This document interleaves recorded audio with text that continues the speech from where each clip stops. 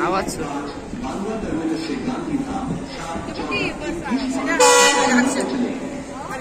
हा थांबा आवाज